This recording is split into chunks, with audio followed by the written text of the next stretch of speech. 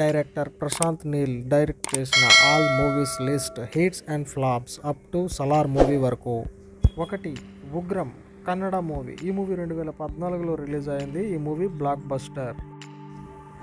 2. KGF. ఈ movie 2018లో release అయింది. ఈ movie industry hit. 3. KGF chapter 2. ఈ మూవీ 2022లో రిలీజ్ అయింది. ఈ మూవీ ఇండస్ట్రీ హిట్. 4. సలార్. ఈ మూవీ 2023లో రిలీజ్ అయింది. ఈ మూవీ బ్లాక్ బస్టర్ హిట్.